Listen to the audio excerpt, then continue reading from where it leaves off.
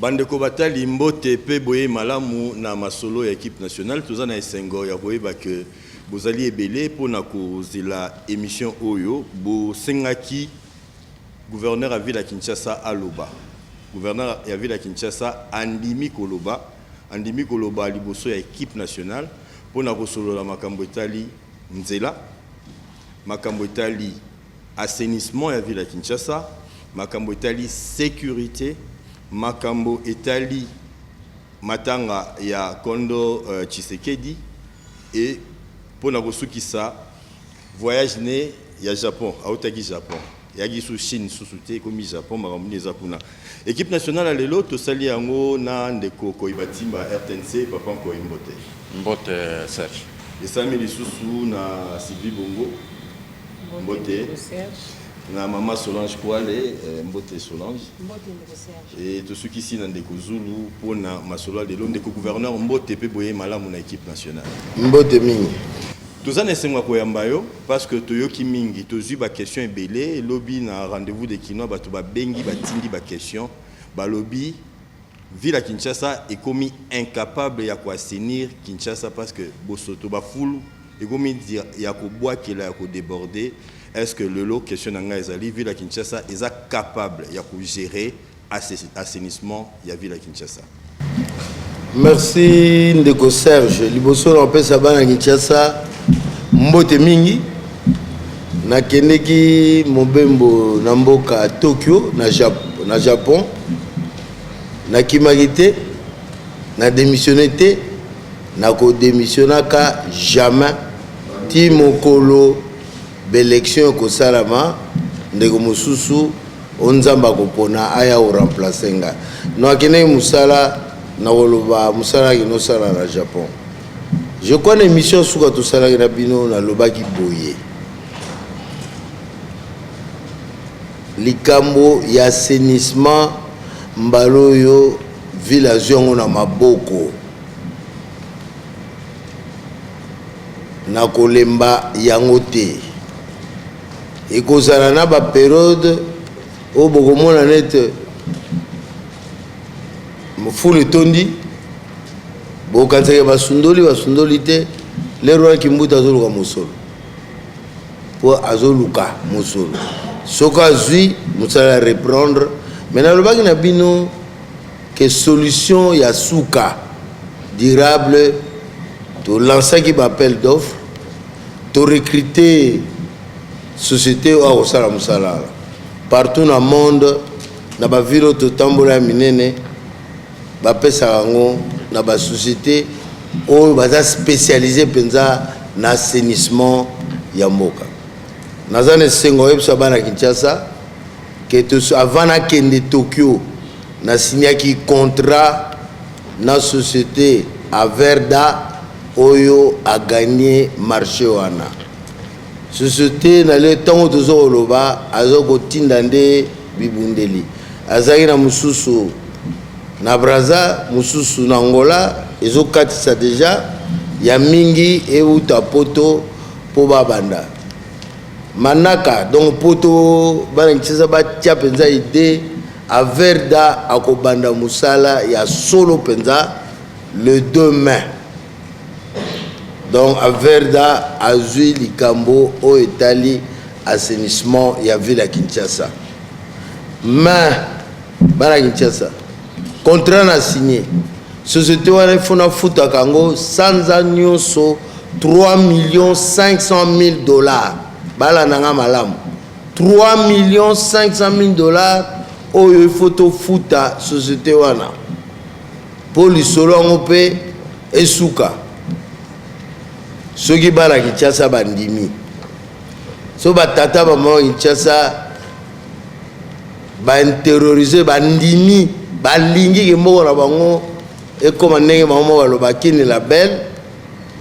il faut totia loboko na poche tofuta mpako ya l'état tofuta taxe ya l'état mingi bakomi oleka na bachaîne na baradio bakomi na système Serge nayebi yango bien nasala yango koleka bango batie mwa bato 10 na Lingwala bato 11 na Matonge bato 13 na Yolo babenga na baradio moko bafingaka kimbuta basala nano so na sangisi bato wana bakokomata 100 otuni ye wa preuve impôt un foncier ya ndako wana ozalaka soki oza propriétaire zéro soki oza locataire pesa preuve ya IRL impôt sur le revenu locatif zéro outi mboka oye kofanda na Kinshasa eza ville vie ya ville eza ofele te taxe ya l'État ifo futa taxe wana nde ko permettre siko lokola tozwi mindele ya verda bazwi musala photo futa bango 3,500,000 kimbuta na machine moko te asa kosala mbongo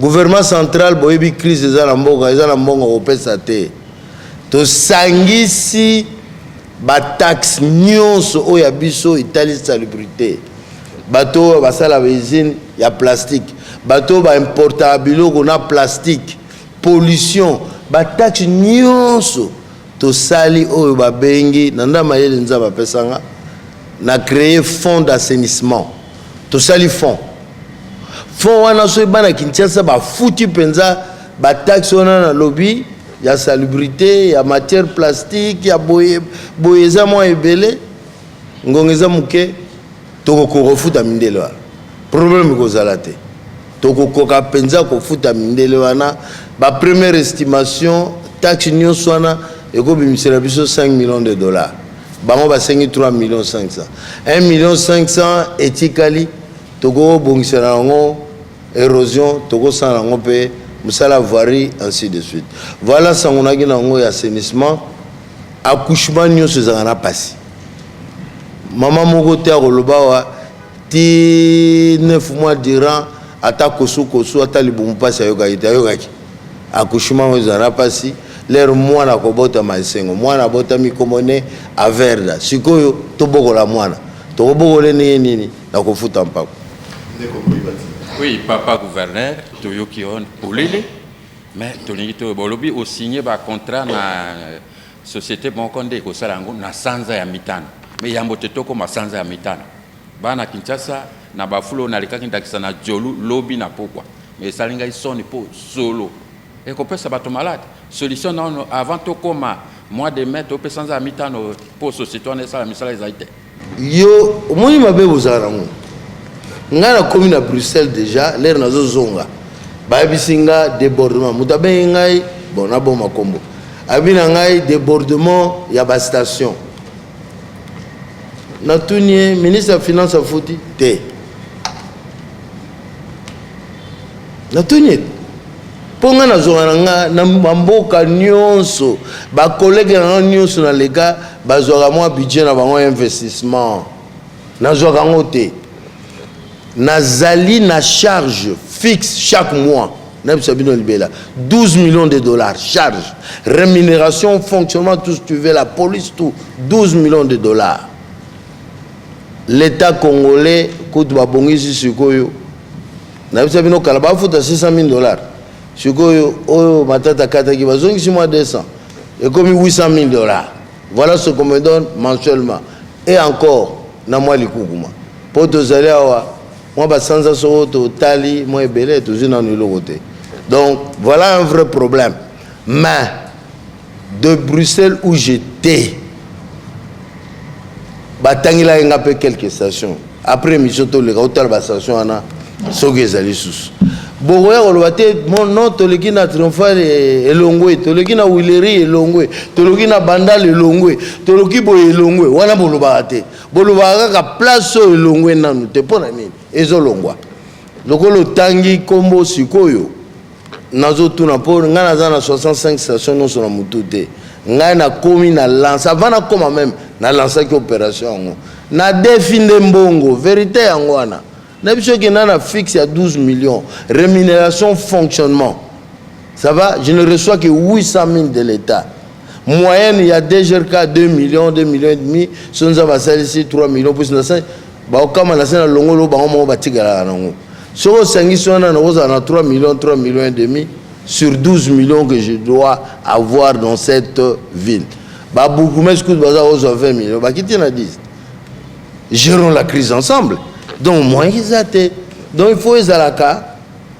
moi tant mususu moi solo bimi o ezama be pona bana Kinshasa yangwana na une solution durable mende soko ye na ville futa mai futa téléphone futa bimondi soyo produire na ménage na yo ville vie au fele ezate to intériorisant ngo biso nyos ekolonga wana lobi ba ozela mente le programme salami que ti remise reprise entre RATPK na aver de salama na ndamba ba moyen tokozala rango tokosala mais ekozala que station balongoli lelo ce qui est grave c'est ça. Il y a une expérience. Ngai mona vivre barumbo. Ba vider station lundi, mardi station etondi lokola balongola ke loko mokote. Ba mbongo oyo ba tata ba mama bozo pesa bato a pusu. Les premiers mains à bout pia. Émission munini ko sala makaka na bino tokola kisandenge nini siko lié quartier na quartier zoka ba pusu. Ba ko boka na butu mbongo bo pesa ba mama tia na poche. Kimbuta, il faut louer pelle chargée, louer, il faut louer baben, il faut trouver carburant, il faut foutre à bateau. Bao bataba pousswana, mon bo pesi bango, botie na poche. Bango pe bala be ba foutre ka mbongo e pa ba kende boka ma. Mi binga mona kanga bango na station. Ngai moko na kenda penza boye. Mbongo tondi na poche ya tata moko na banda lungwa devant témoin. Ba versa gawa. Merci, gouverneur André Kimbuta. La canne c'est le roi qui s'en va maman on souhaité que ça très bon mois de la femme au sel en honte de Kambuté. Il y a même le gouvernement na basi par la minorité na problème na kandi mbala.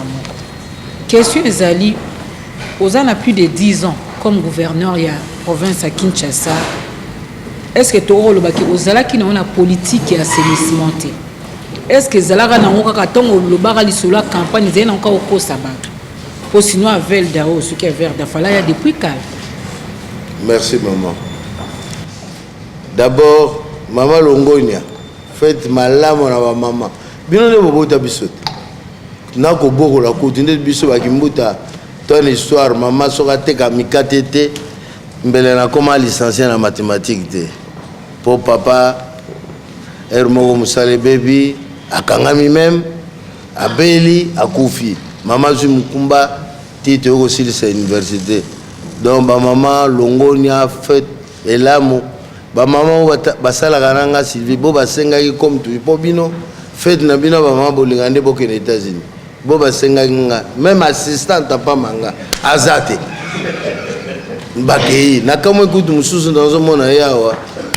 Peut-être comme il y a yo na mingi tena immigration États-Unis yangwana azali wana. Donc maman fait malamu nenge na sala kaka dîner on appelle ça ba maman na kopesa mais bo sala ngona ezala désordre te lokola mbuleleki na ba maman pe na yoka ki mwa soni na pesi mwa musolo po bomela bo sepela musolo zunzela mususu donc mbulo pe na osala nenge na sala ka po to fêter bino ba maman merci ya lokuta ndeko Sylvie ngana saki programme de Natamboli ba commune de Kinshasa. Ba pesenga ba cahier de charge. Pour la première fois dans la ville de Kinshasa. Na sali beta généraux ya ville de Kinshasa. Ba fongoli ba revendication ba doléance nyon sur la population. Priorité des priorités assainissement. Na programme na ezala ye. La population et les gestion intégrable des déchets ndenge to benga ona le poto. Tout ça, le programme à l'amour. Maman, le programme est à 5 milliards. Oui, pour l'année. Pour l'année. Toutes les dispositions constitutionnelles. Où est le lobby qui est province Nyonso. À percevoir 40%, il y a des recettes Nyonso. Donc, ceux qui vivent à Kinshasa, ça n'a qu'à à l'État. 800 milliards, par exemple, par mois. C'est un exemple. Aujourd'hui, 40%, 800 milliards. Donc, ville et lignes, en a 320 milliards. Disposition, Tilelo.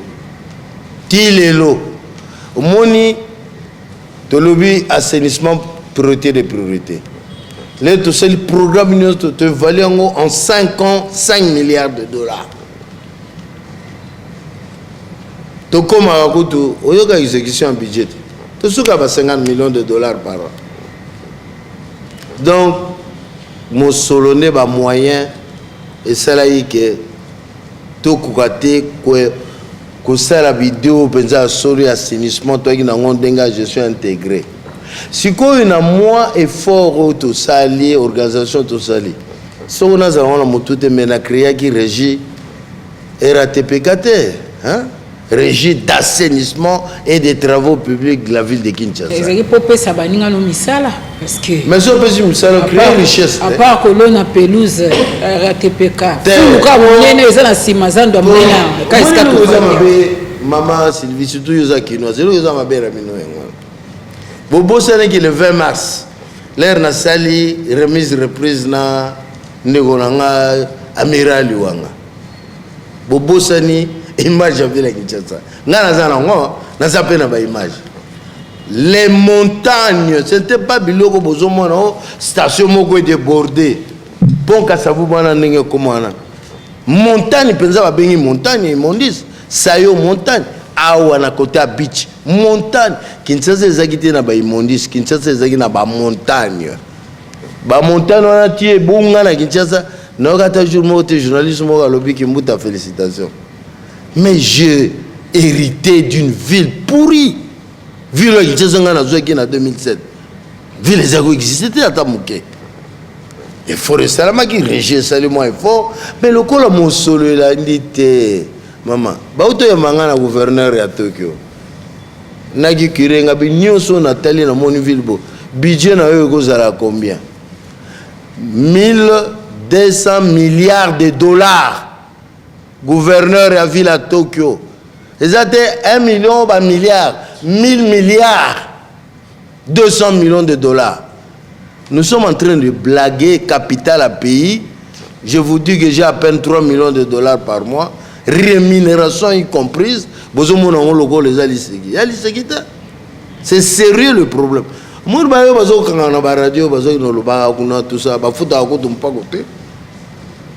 La critique est aisée, mais l'art est très difficile. Bah, au fond, dans la kitio. Bamso va ça 72 heures de Bakimi. Ndeko André Kimbuta to landio penza na bokebi. Omonite ke bonga ki ondimaka ke RATPK échoué.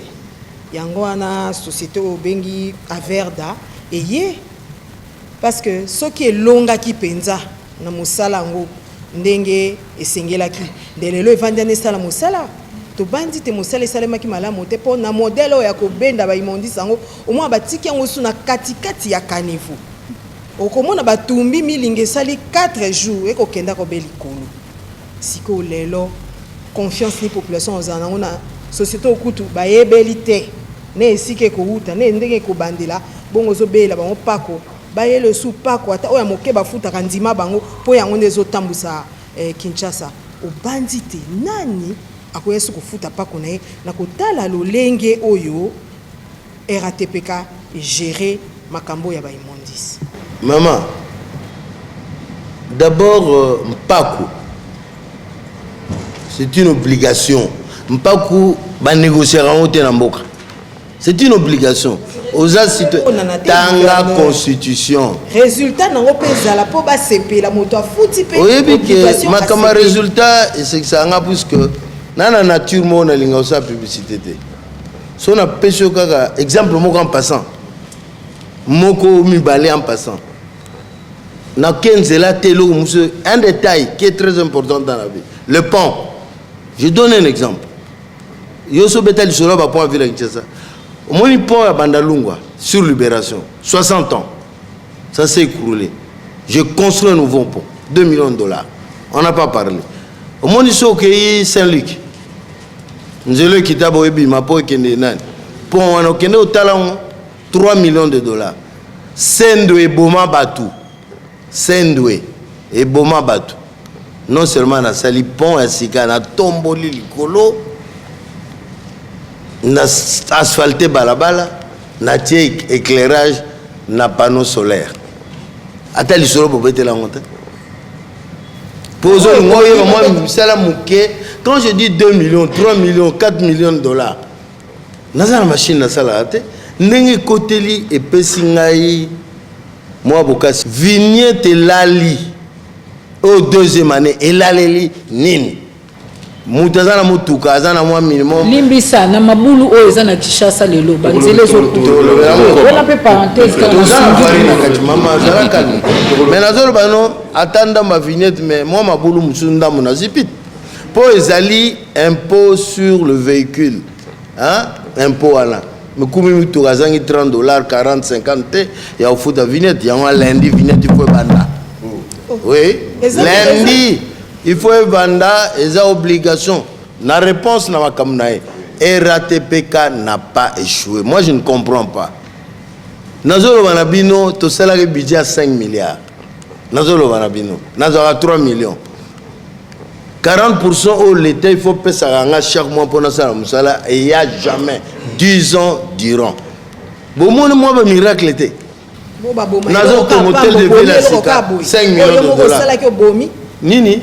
eloko yo moko sala ki bomi yango ka boye nana lobi no ke RATPK kufi awa ngana lobi RATPK ko passer flambeau il y a évacuation il y a ba immondice donc collecte évacuation na mpasa kuneza musala munene enfouissement et tout bato bazo ya validation puisque il y a musala mususu te faut pas valoriser ba déchets yango tokoza na recette makasi o nyoso nazo lela lelo loko to komi na point wana déchets wana l'air bako ekotonda tozo sala pe de charge mususu pour to pesa détail à programme ya contrat ate bako valoriser déchets wana bako sala ngo engrais bako sala ngo ba dal bako sala ngo électricité mbongo wana ko pesa biso ko mona que bande ko bako hériter ngana zo tonga ndako na sala fondation na tonga ndako batu ba ya ko bénéficier bao baoya sima etumba munene na bundi na tongi hôtel de gouvernement nazo tonga DGRK na baoba nazo tonga ngo benza baokuta ke ngana bandaki locataire partout ba ministre ba locataire ngana silseli bango hôtel de ville ya sika gouvernement provincial ya sika DGRK ezo tonga 4 bureaux à district on va plus être locataire direction générale na baoba lera koya azo lokota mbongo moko ezoko développer ngai nazali oyo na bandi décentralisation pona soirango ata DGRK pamba ole nazo arrêter nakende na assemblée nazo edi po balingaki te tokomaki te na cour suprême à l'époque na longi bango omoni DGRK bandi ba province nyonso sikoyo batindi bato en formation ba fongoli na mais j'ai souffert pour mettre ça. Merci Serge Nseka. André Kimbuta yango gouverneur à ville à Kinshasa na fongola deux observations. Banato bane émission première observation eza trop d'excuses. Deuxième observation intimidation. Yaka wa vana na kito au passé tak 72 na 72 RT. Ikamute na kanyango. Na kena question. André Kimbuta yango lelo malgré que ba institution nous sommes eza illégitime. Lelo mais au sali 10 ans. Na tête ya ville à Kinshasa. Ba kino ba ko retenir ni na 10 ans de gestion.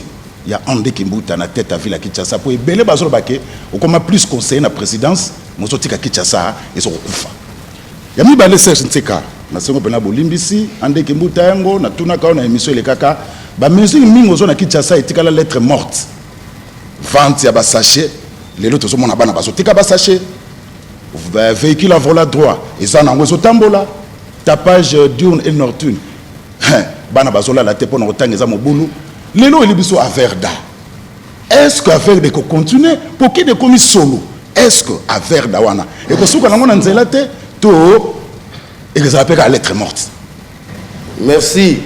D'abord ngai yande na nga olobela na mon intimidation te on dirait banga na yonga kala ya ngona zo mona ngo intimidation na sala intimidation za ndenge na nga na loba ndenge wana les intimidations te na présentant de excuse te nga nazo représenter l'état naza élu j'assume excuse ya normal bana Kinshasa sobi mondi se tondi eza bien te pour la santé na bango je dois présenter des excuses parce que je suis le premier responsable il faut pas d'ailleurs au là-bas Kinshasa pour appeler ça nga mbongo te ya ngwana bo supporter ka solo non à partir du moment où nayebi ke ezo sala bana Kinshasa mabe nga nazo luka ba solution nazo bunda na kaka na trouver solution mais en attendant la période wana ndenge ya lobeli solo ekoti bango bamso bazu bokono il faut na présenter des excuses éducation nazo yango il faut na présenter des excuses parce que qui paie l'impôt qui ne paye pas j'ai une responsabilité pour trouver une solution à un problème et que se poser na Kinshasa. À Verdawana, je vais expliquer clairement les choses. Parce que moi garantis na zanon. Parce que na monaki na créé fonds d'assainissement na que civisme fiscal ba kino bazana on a ma capacité. Mezoya ezokende.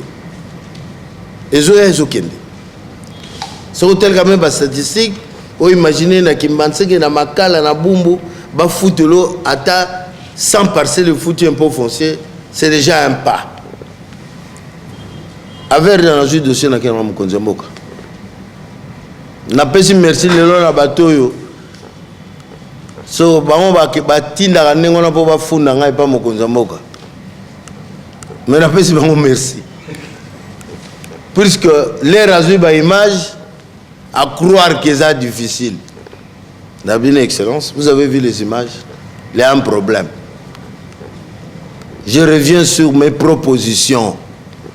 Nazozong na ba proposition nga autofandaka Mokonzi Mboka, Premier ministre Matata, Durka ba chef de l'État. N'expliquer likambo assainissement. Il faut une gestion intégrée. Récolte, collecte, tri et puis valorisation. Il faut une société spécialisée ou des sociétés parce que Kinshasa est vaste pour nous. Tout Kabula on a 4. Na expliquer pour qu'on s'invoque, na convaincre. Il y a on a confiance dans Verda parce que à s'impliquer totalement. Le chef de l'État s'est impliqué totalement. Tito Koma. Donc on a une garantie. Vous avez actionnaire, vous avez associé à Velda, ou bien la société à Libanda, vous avez recouru à service. Si vous avez associé à Velda, si vous avez combat des jeunes à Ebita. Je vous parle d'un appel. Est-ce que vous comprenez? Oui, société. Gouverneur Kimboute et moi actionnaire à Velda. Oui, société de hôtel de ville. Surtout comme on a évité. Moi, je ne signe ni chèque ni lettre de commande. Chaque ministre fait son travail. Dans le lobby, basali appel d'offres. Basali sur 40 sociétés. Bamsoukout basali baginozo ba contrat le gouvernement central. Batambla ngona lelo il y a 80 millions de dollars ainsi de suite. Basali belé. Basali appel d'offres. Oyo tomoni mieux disant, pas moins, pas nécessairement dans la moins. Dans le mieux disant, il y a l'expérience. Il y a des villes que les agents ici ont été visités. Va vivre société en haut. So kati po e komi na Braza, so kati na Braza o tali misala ba bandi ko sala o ndi mapeke société wana bazo tatonete ba yebi. Donc ce côté-là on n'a pas triché, c'était un appel d'offres, mais j'ai eu l'appui du chef de l'État. J'ai une assurance, j'ai une garantie de la part du gouvernement sur une instruction du chef de l'État pour na lumina bango que civisme zoya malem. Nagolo bango a été clairement pour bakina ba oloba ah to futa pas côté avec de gofan. Ah non, avec de gofuta na fond d'assainissement. Mais j'ai la garantie de l'État. Voilà. Voilà, le gouverneur lundi vignette ezobanda au lobby benda avec assurance nyonso mais bandeko balobi que bafuta vignette pour na kotambola na nzela nini voirie à Kinshasa après 10 ans et tu constates que Eza Kobeba Makasi. Est-ce que vous encouragez qu'à battre foot à vignette bande quoi déjà capé bazali en bande quoi gouvernement provincial bazali bangonyo so bazo capé mituna ya population ba futa pour batambola nanzela nini c'est vrai voirie secondaire et baby. Parce que dans une grande ville, il y a primaire, secondaire, tertiaire, ainsi de suite.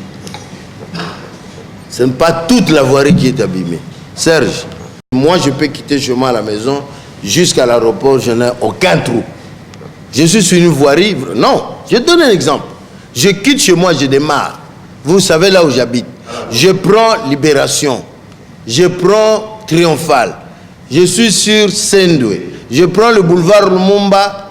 Je donne encore une autre version. Je quitte chez moi jusqu'à la gare. Je prends le poids lourd jusqu'au boulevard Lumumba. Je suis à l'aéroport. N'a utilisé voirie ou bien n'a utilisé thé? N'a utilisé voirie. Il y a un autre voirie à l'écolo. Mais voirie où l'on a ngingiro comme à Kassavo, ils opposent problème. Autant la carte à Kassavo, autant la carte à ma tête, la carte à Lemba, ou bien à Jonction, on les oppose problème. Voirie, ça s'appelle financement. Il faut au Sala Yango. Calculer les 600 km plus ou moins de la voirie dans la ville de Kinshasa. Nous sommes dans les 1000 km, 800 km dans la ville. Il faut entretenir ça. Le pays est en crise. Nous n'avons que 2 sources dans la ville pour entretenir la voirie. 2 sources. Mais le gouvernement centralisé de Sarayout. Rien. Rien. Mais nous avons annoncé ce que rien. Nous avons que 2 sources. Nous avons 3 millions de dollars en moyenne pour nous foutre à Batou. Nous avons la police paye carburant, nous avons motivation, pour la sécurisation. Nous avons moins carburant na sapeur-pompier, nous avons géré ville. Nous avons foutu à Batou. Rémunération à Pamba, c'est 2 milliards. Il y a un seul mois passé. Pour l'année passée, son ABCO. Au Foner a versé à l'exécution budgétaire. Tout ça déjà dans le mois de mars. On devait avoir minimum 3 millions de la part à Foner.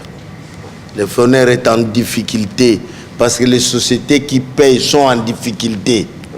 Vous comprenez la difficulté où tu as une crise. Mon bilan, c'est quoi toi? Elf est la totale. Il faut foutre. Puisque na on a foutu à Foner, pour Foner, alors on a quelque chose à Pessanga par exemple. C'est rien que pour l'entretien. Ça ne représente rien pour une grande ville. Donner 1 million à une grande ville chaque mois pour. Nous sommes déjà au mois de mars. Là au mois. Si on a vu ce montant dans une Foner au Kolal. Ministre de l'Agriculture. Pour la route de dessert agricole. On a voulu éviter que tu réhabilites la route. Tu as un pont, tu as plateau à Bateke, rien. Mais depuis 200 000 dollars, le pays est en crise. Alors, moi, de la même manière que j'avais amené l'assainissement, j'ai amené les dossiers de la voirie. Je suis heureux d'annoncer aux Kinois, la première partie vient d'être payée. Tout tient en 3.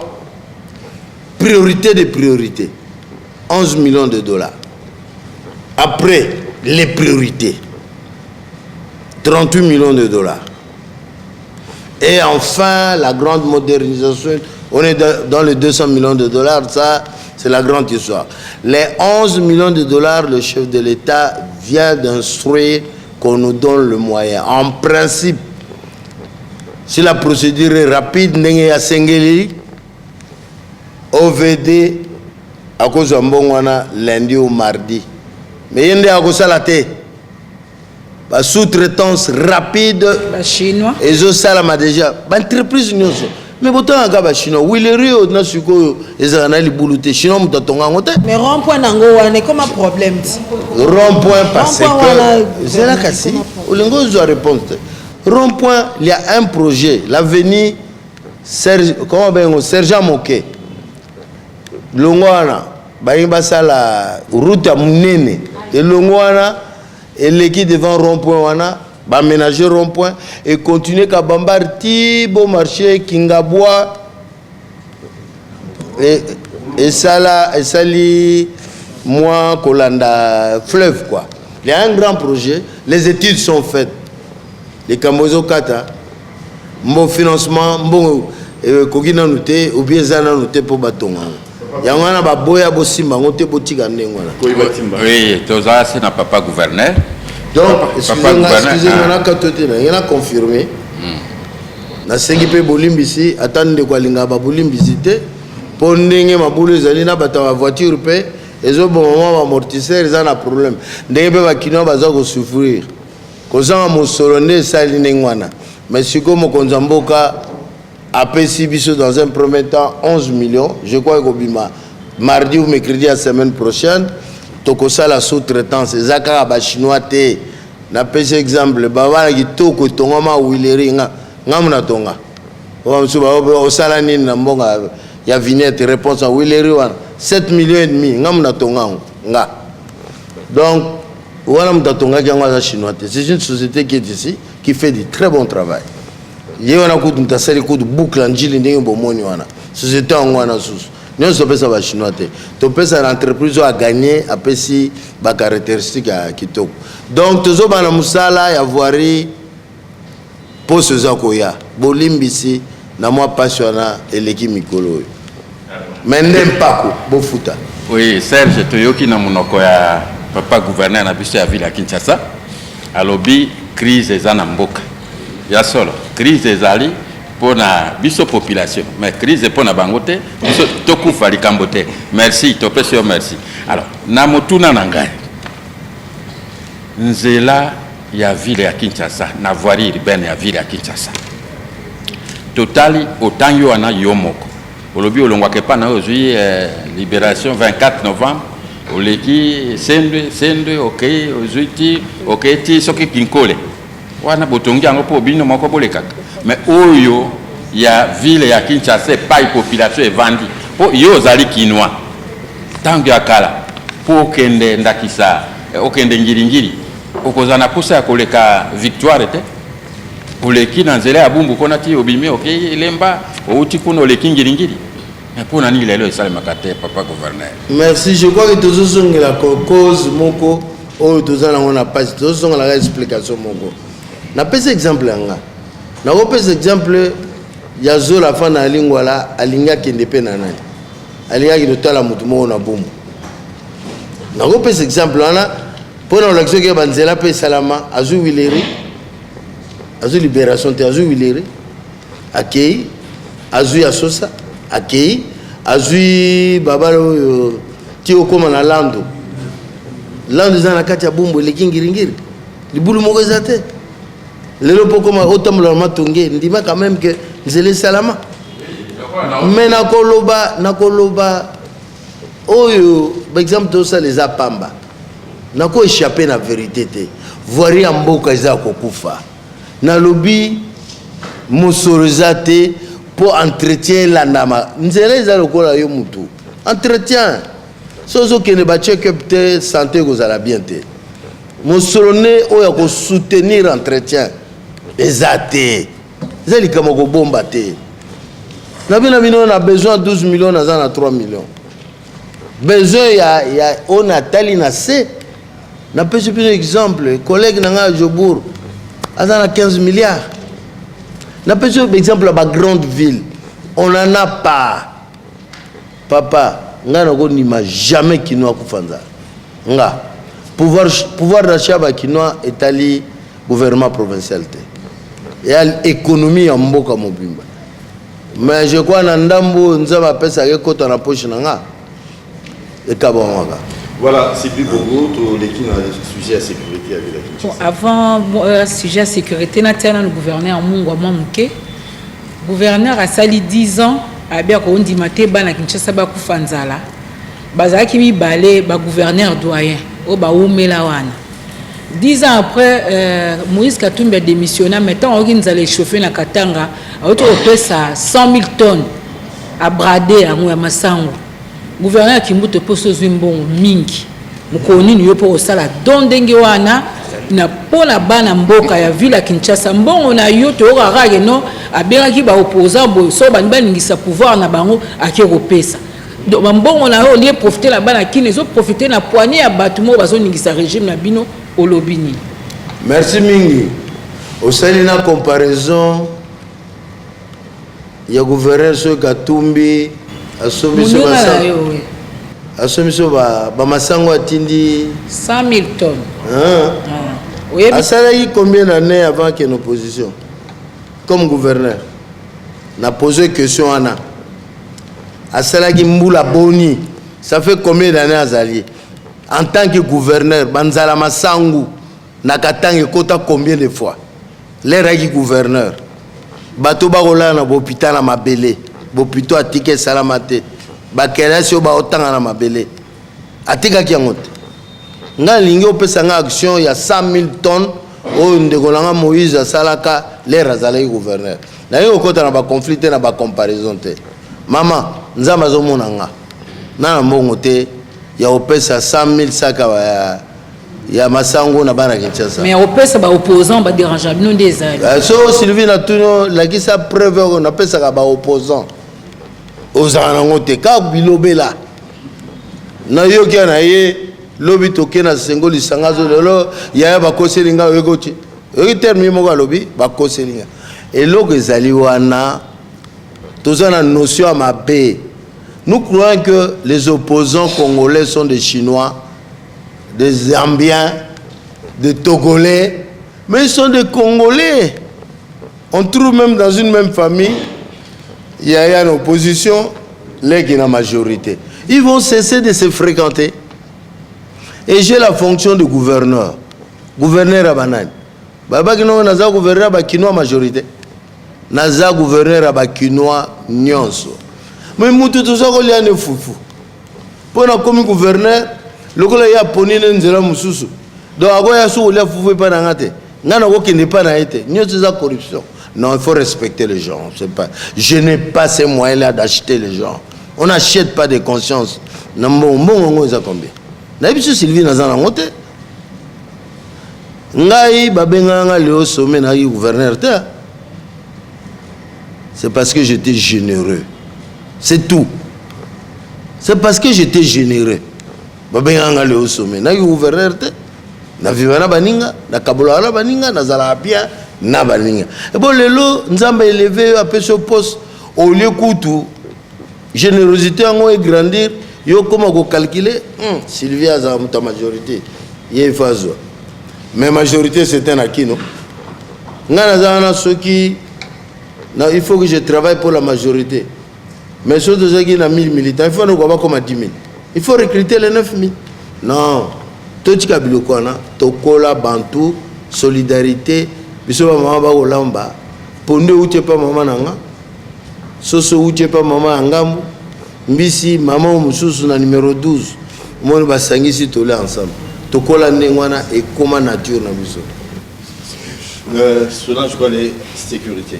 Oui, gouverneur likambo ya sécurité na Kisasa na bandi ezali likambo moko oyo na yebi teta musu yo kopesa bilan mais ekosila bato bakokufa na lolenge moko insécurité eleki.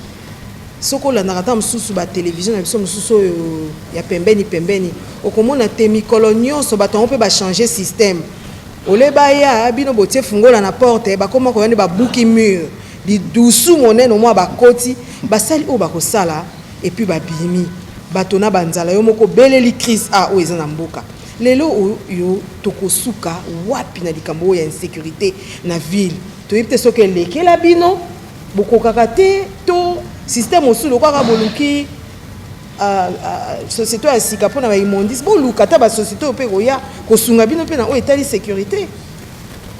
Merci maman, merci mingi.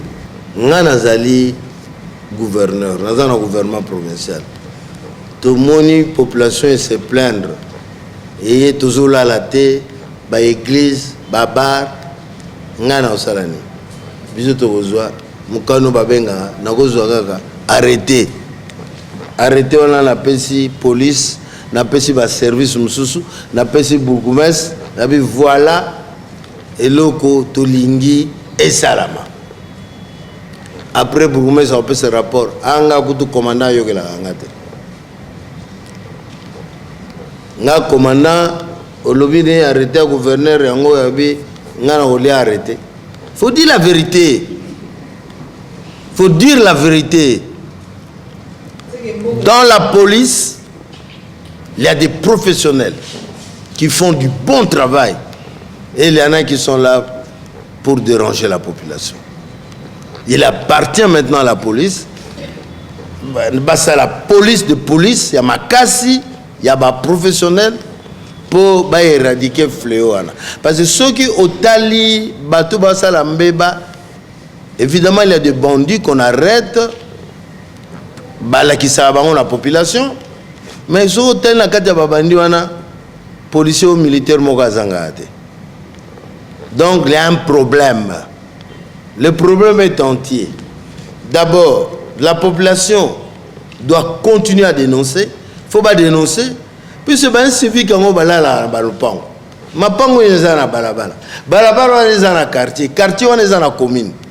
Ils doivent communiquer. Police, il faut ça la musala. Soga kangi. Police au sani. Il faut atteindre la parquet. Parquet peut qu'on ne faut pas ça la musala. Mingi tozo vivre nini. Sont le même grand bandit Bazo Kanga. L'obi va présenter na kalu fungula accueilli parquet. Une semaine après va monier. Non seulement le pango aena ko nargué commissariat wana place bakanga ki. C'est un problème. Gouverneur, est-ce qu'on a niveau ni musale osala manandenge longo banité selon you parce que yo za quand même na selon nga il y a deux lacunes. Balakune zambale. D'abord au sein de la force de l'ordre. La police, puisqu'il faut écarter l'armée. Mais il y a des hommes de l'armée, des gens civiques, surtout au Balongola, l'armée, des déserteurs, qu'on appelle police militaire, on appelle police de police. Il faut y lander la bien, oyo, bazali, opérationnel. C'est pourquoi la réforme va créer inspection de la police. L'inspection de la police, c'est pour contrôler la police. Naba mission va confier à vous. Place on a moni, moi défense ces alliés. Deuxième grande défense, ça je dis parce que le procureur, ils sont membres du comité provincial de sécurité. Naïb Sarabango. Comment un bandit qui a été arrêté 2 jours, 3 jours après tout le monde sur la baba la côte nargué, moi batouana. Un, ça décourage les policiers qui ont fait le travail. 2, ça met la population encore à l'insécurité. Donc, c'est un travail d'ensemble. Je suis content que maintenant, dans la réunion de sécurité, je viens de le constater, tellement par rapport à l'équipe, que bâti un auditorat militaire, mais moyen bâtia, procureur des athées, bâti commission à part, il y a justice, ministre de la justice, na banane. Je crois que ça pourra donner. Il y a interpellé Mouké, bande Gonabiso. Omoni mibeko à l'état bateau sango cause la contrainte de yela yo. Mibeko zali respectant. Il y a des pasteurs bakende au-delà. Il ne faut pas que les policiers aient kanga église pour comprendre que vous avez dérangé vos voisins. Batouaba, yo moko déjà. Il faut avoir la conscience que si mayabar nanga nana banu bakende kelasi. Donc conscience na biso nanu, conscience na biso après sanction, bata sanction pe, basa la sanction moga makasi pour lobby, ba sanction na pour lobby mutazongela te. Malheureusement tout ça la net moi cercle vicieux. Gouverneur, likambozo pour mamboka mikolo na politique ali kokunda Etienne Tshisekedi. Vous avez une réunion, le secrétaire général à l'IDPS. Tolanda qui a étendo Ike. Au PCP, espace à 500 mètres dans le cimetière à Gombe. Mais famille a tissé des bougies. Ils ont arrêté les travaux. On a dit que vous avez un gouverneur de la ville à Kinshasa. Et là, on dit que ils ont zanga ou ils ont sala que tissé des bakuna nanda punaye tout na partie nae. Pour base boyi. Où est le problème André Kimbuta Yang? Ngana olobana ba militant mi to benga bandeko na ba combattant ya IDPS. Po na matanga oyo tozana ngo. Na lobana na secrétaire général l'era kiawa. Ngabi c'est vrai ai président IDPS. C'est vrai a comme président conseil de sages. Mais le président Tshisekedi appartient à la nation tout entière. bato moko bakozwa te ke babotola parti ya monene na république président Tshisekedi. Président Tshisekedi combat na ye ezalaki Congo ezala état de droit, démocratie sans récit. Abandiaki yango l'ère ya dictature ya président Mobutu. État de droit. Ba militant na biso, bandeko na biso bana IDPS, état de droit elakisi boye. Mibeko ya mboka nde eza likolo na biso nyonso. Biso nyonso toza sima ya mibeko ya mboka. Wana nde mboka ekotambola. Combat ya président Tshisekedi. Likambo oyo bandeko na nga bakomozwa ba décision o tolingi tokunda ye boye. Olingi tokunda ye boye. Nga nazo koyebisa bango. IDPS eza na objectif moko. Comme tout parti politique. Objectif IDPS c'est la conquête ya pouvoir. Il faut pas jouer pouvoir. L'IDPS c'est jouer pouvoir. Et que ça là-bas ça l'état de droit ndenge fondateur nango atikaki ou bien et comment ba militants so ba fandi ba yokani ba lobi boye ba kipena ba hotel kama mibeko mboko ezoko loba yango na ndenge mboka otambola te bandeko nanga botia mai na kati ya vino aza mutu foto kunda na lukumu nyonso wa mérité eza matanga moko il faut que peuple congolais bakoli bazo remercier mutu asali pona bango na musala gouverneur ko sala pona ngo nazo sala musala ndenge mibeko loi ya pays eza kotinda nga lelo na bundani mibeko mboka elobi pona enterrement oyo balobi villa s'occuper nango na mibeko mboka balobi mutu nyonso kongolo nyonso faut bakunda ye na cimetière natali comme aza mutu munene asali musala munene ngai bon cimetière lelo eza lokola moi VIP eza nécropole na proposé que na sala e carré spécial na nécropole mais moi pembeni donc la kati penza nécropole te moi pembeni bande ko IDPS baboyi na bi peut-être kuna ba mon pesa musika bato bazo ko balingi s'incliner aux ba on temps mi na pusani il faut na respecter mibeko ya mboka donc nazo luka kaka place cimetière moko ekozala pembeni na chrétien ne bakino baloba na profiter wana na tia eloko moko pembeni yango na pusana ina koma na aéroport boyebi na aéroport wana cimetière moko koma nango mikonga izalaki na sote kutu anko ya nyantsel ya kinkoli na pusani kote openza na kuna pe na sali carré spécial na proposer baboy nzamba lala ata inspiré biso tozo le kaboy na teli cimetière à Gombe aleo wa munene wana na moni sima ya ndako police na proposer en prise à munene ngalobi so na kati mwa nzeto yo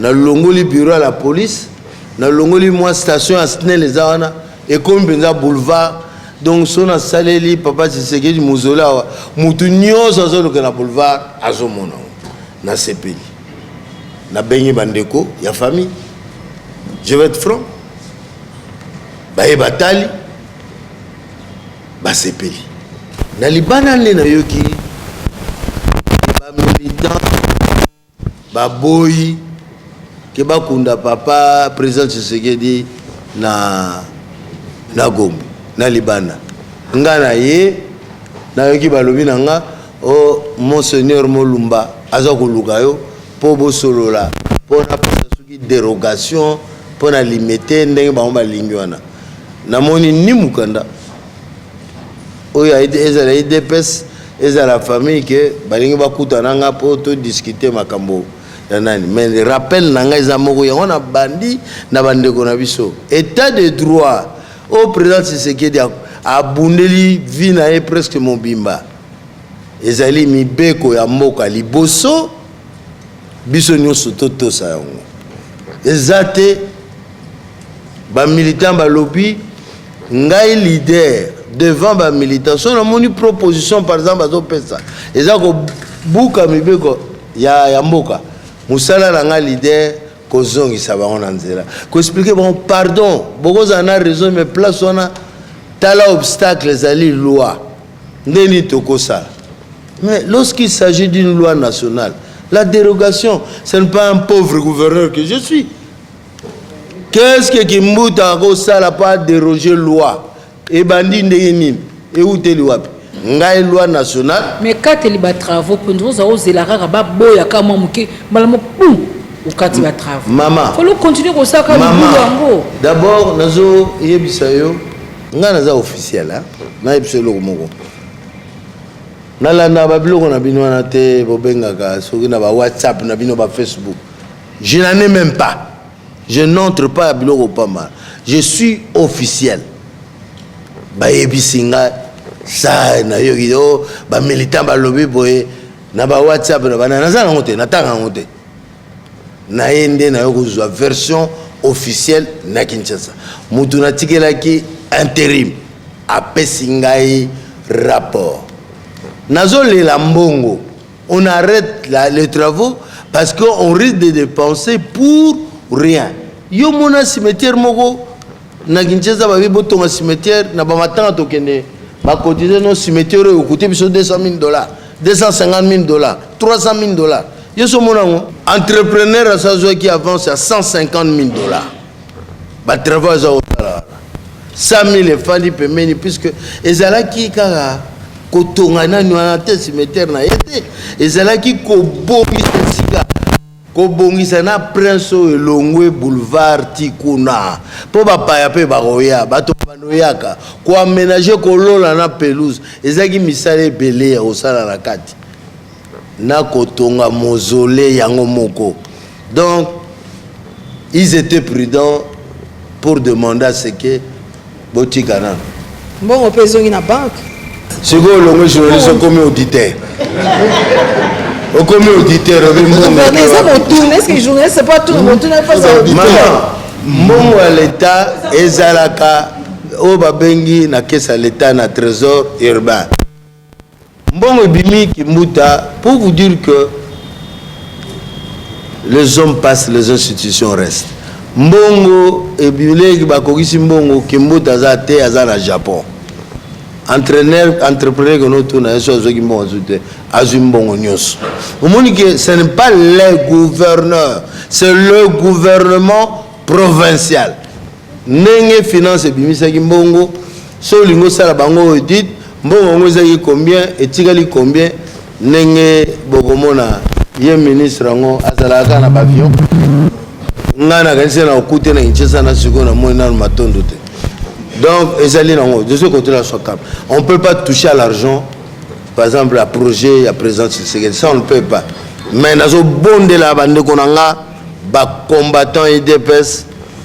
Moi, je suis venu à Tata Mounene, à Bisso Nyonso. Je suis flatté, je suis flatté, je suis bande vérité. Mais je suis respectant. Tout ça, on a sentiment. Ba manipuler bino pote pour objectif mususu eza na sima to kundande papa malamu président malamu na lukumu nyonso bo bazana na bitumba ya ko élection lobby et ko continuer ko zalaka nango. Merci que toza vraiment kokima simangonga sujet na biso suka au Japon. Il y a 2 ans c'était à Chine, le Japon. N'habiter dans le Japon au Kei Masolonini parce que entre temps bande kwanzola na bao les lanzele salamate otanga ki makala elengesa au prometaka et salamate siko na Japon oyena nini ba japonais ba promettre nini ba kimono na habiter ba merci na négocier ki japonais na bosolo ya nzambe na négocier ki bao ba ibinga penza ba ibinga Kimbuta banga avion alinga otamula na avion te. Donc Japon olonga wana Paris 7h30 olonga Paris na Japon 12h ta na nza combien okangamika likolo donc on a négocié te tofani na yo ki ambassadeur à Japon a 5 audience na yambiye na kamoni apesi ngai invitation batémoin na bazali batibuka batotonali ki na bango na tuni na bi mais ngai naza gouverneur de la province on a moni ministre des affaires étrangères à Japon azo invité ndeni invité collègue na ou bien ministre du gouvernement moi aussi au niveau provincial niveau national à Japon ba solana niveau national na biso réponse à mon cousin autorité à Japon ba yeba yo po yeba Japon raison ka merci na komona mokonzi nanga na bitala makambo yango abena ngai fali je diriger capitale on a besoin de visiter ma grande ville à monde autant la peine makambo zo fonctionner na sibinzela na ke ba bimiselinga programme ba yambinga nanu moni bango na moni kama on Chine yo comme on a Japon ministère affaires étrangères ezali mais bazana na service moko spécial et ça la politique extérieure ya Japon côté ka Japon libanda côté ka ngo basala ko intervenaka na ba projet de développement mais kuna bazana na société moko et même appelle ça une association tout le monde qui a même la Chine lenga na kendeki ba rendez-vous nyos association ni zoyinga donc to komina no kuna to remercier bango pour je crois bon c'est ça qui na manifestation moko au 4 camions anti-incendie yaki association na mde pesa biso donc na équipe yaki pour la formation to remercier bango to solo na bango na président penza patron ya la groupe n'expliquer ngavi biso mo ville to sala qui est fort to somi peu 12 camions à Sika boye abisi nous sommes au courant par rapport à l'effort bosali na population bozanango ezaka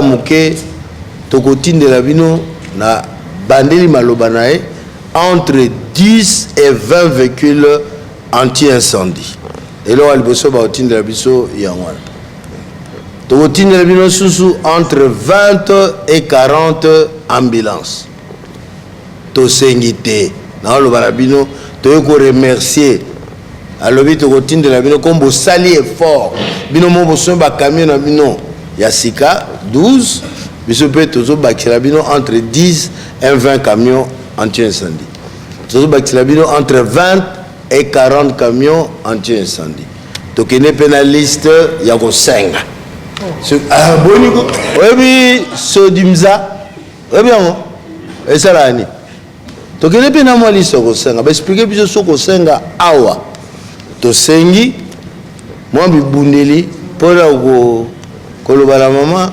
que RATPK yokufa te moi bibundeli po EDP RATPK na musala oyo azarango bapelle chargeuse bapelle excavatrice moi bibundeli bangin to sisi masolo na bango après bango toke na ville à Tokyo malheureusement à s'excuser ma collègue parce que c'est une dame gouverneur oui elle défendait le budget donc elle ne pouvait pas être là mais vice-gouverneur Ayaminga d'abord tout seul Makamba Yanani je peux vous confirmer que maintenant il y a un partenariat entre la ville de Tokyo et la ville de Kinshasa.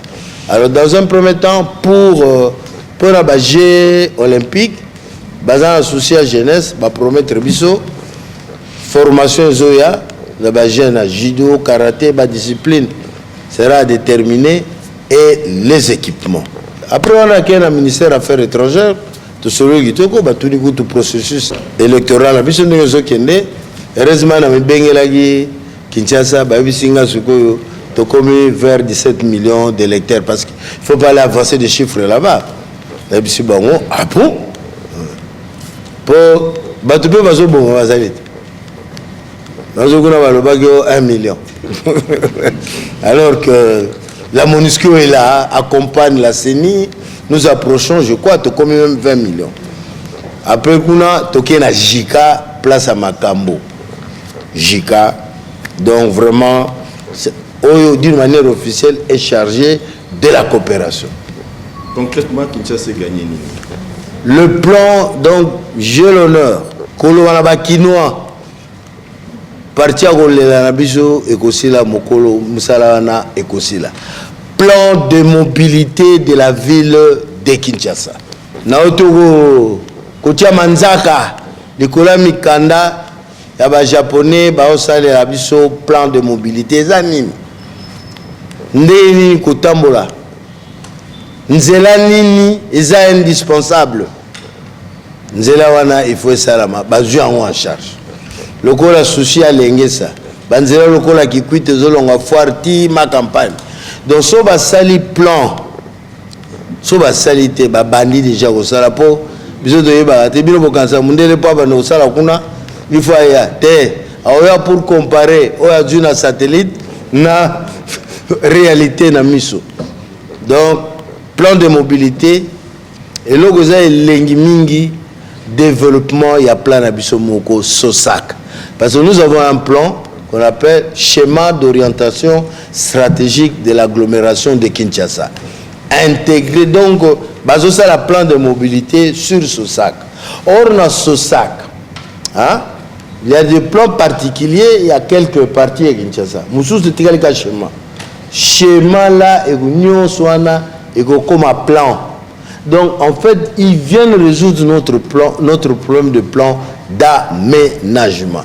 Donc au gagner plan il y a mobilité ba ibsinga lisusu donc ba souci abelenge ça wana abopia plus na kati ya plan non seulement elenge ça ndenge ba expliquer ndenge yokani penza balabala nyoso ko koma indispensable pour Kinshasa comme fluide.